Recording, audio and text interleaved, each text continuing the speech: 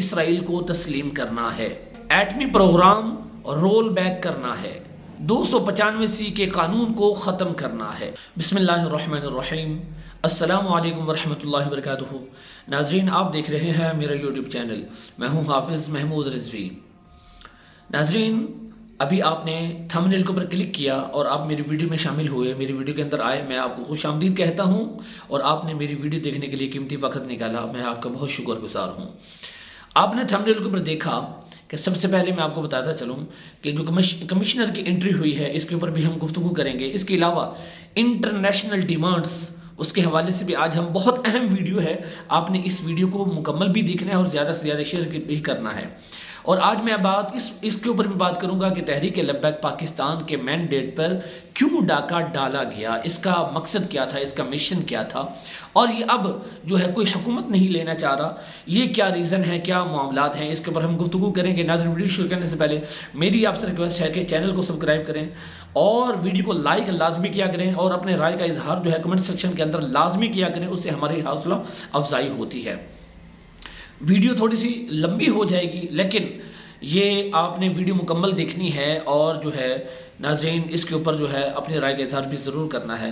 میں آپ کو بتاتا چلوں، سب سے پہلے میں آپ سے یہ بات کرنا چاہتا ہوں کہ کمشنر کی جو انٹری ہوئی ہے، یہ بہت بڑا ایک پلان ہے، پاکستان کے خلاف ایک بہت بڑی سازش ہے، اور سوچی سمجھی سازش کی جا رہی ہے۔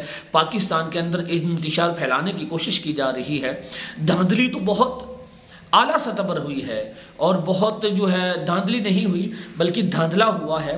اور اس کے اندر میں آپ کو بتاتا چلوں کہ اس کے اندر جو ریزن ہیں، جو معاملات ہیں، وہ کیا ہیں، آج ہم اس کے اوپر گفتگو کریں گے۔ میں آپ کو بتاتا چلوں کہ کمشنر کی انٹری ایسے نہیں ہو گئی، ٹھیک ہے نا۔ اس کے اندر انٹرنیشنل ڈیمانڈز ہیں، انٹرنیشنل عالمی اسٹیبلشمنٹ جو ہے وہ اس کے اندر شامل ہے، امریکہ شامل ہے، اسرائیل شامل ہے، اور جتنے یہودی لوگ ہیں اور جو پاکستان کے اندر جو یہودی ایجنٹس ہیں وہ شامل ہیں۔ آج آپ دیکھ رہے ہیں کہ حکومت لینے کے لیے کوئی تیار نہیں ہے، اب کوئی ڈیمانڈز کر رہا ہے کہ 2-3 سال کے لیے ہم حکومت کریں گے۔ یہ اب میں آپ کو بتانے جا رہا ہوں کہ وجہ کیا ہے۔ ناظرین، سب سے پہلے میں آپ کو بتاؤں کہ انٹرنیشنل ڈیمانڈز میں جس کی وجہ سے اب کوئی حکومت نہیں لینا چاہ رہا، وہ ڈیمانڈز کیا ہیں۔ یہ یاد رکھیں کہ پاکستان پر 64,000 ارب ڈالر قرضہ ہے۔ اس وجہ سے یہ ڈیمانڈ ماننے پر یہ لوگ مجبور ہیں۔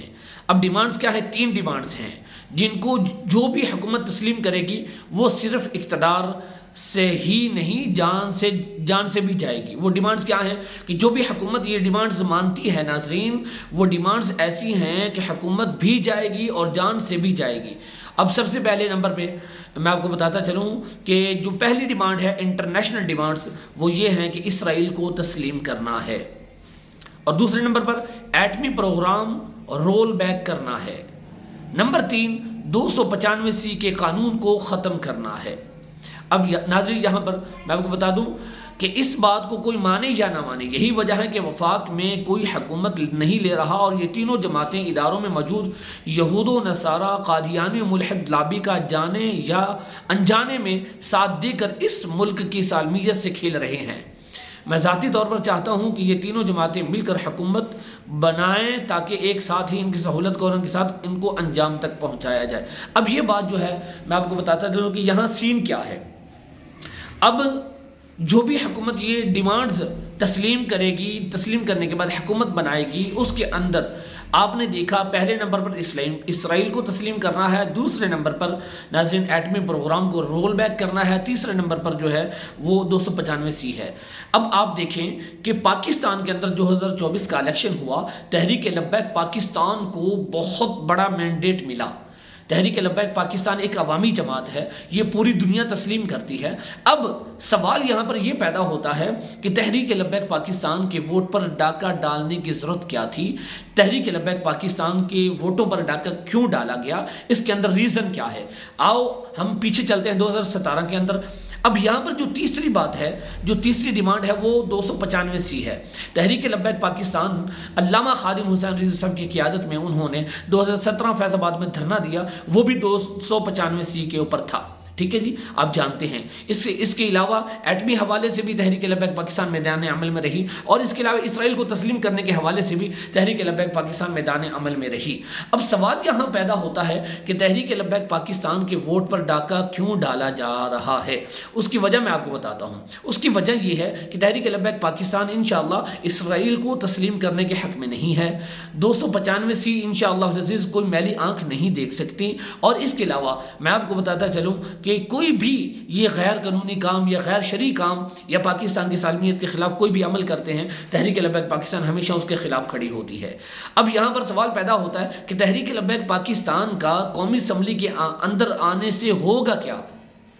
یا تحریک لبیک پاکستان کے جو لوگ ہیں وہ جب قومی اسمبلی کے اندر پہنچیں گے تو اس کا کیا فائدہ ہوگا؟ میں آپ کو تھوڑی سی ہسٹری کے اندر لے کے چلتا ہوں کہ اہل سنت کا جو کردار ہے، اہل سنت کی جتنے عظیم شخصیات جب قومی اسمبلی میں جاتی رہی ہیں تو اس سے فائدہ کیا ہوا ہے۔ اور میں شروع کرتا ہوں، شاہ احمد نورانی صاحب جب اسمبلی میں آئے تو بھٹو صاحب نے قادیانیوں کے کافر ہونے کی قرارداد پر دستخط کروایا۔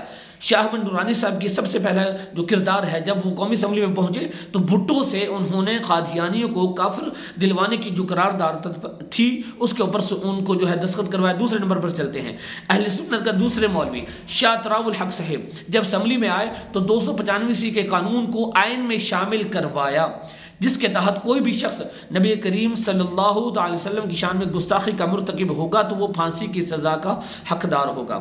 اب آگے چلتے ہیں، یہ وہ قانون ہے جو آج تک اسلام دین مخالفوں کے گلے کی ہڈی بنے ہوئے ہیں، اس لیے بار بار ان پر ڈاکے ڈالے جاتے ہیں۔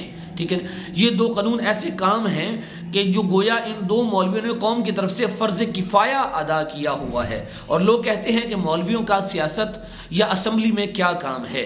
اہل سنت کا کوئی مولوی، کوئی بھی جو ہے عالم دین جب اسمبلی میں آتا ہے تو سب سے پہلے وہ کیا کرتا ہے؟ وہ شاعر اسلام کی حفاظت کرتا ہے، اور یہی بنیادی منشور ہے اہل سنت والوں کا کہ اسلام کی چھتری کے نیچے رہتے ہوئے ملک کو چلایا جائے، جہاں اسلامی شاعر کو دنیا پہچانے اور جانے کہ یہ کتنا شاندار دین ہے جو دنیاوی معاملات میں بھی اپنی مثال آپ ہے۔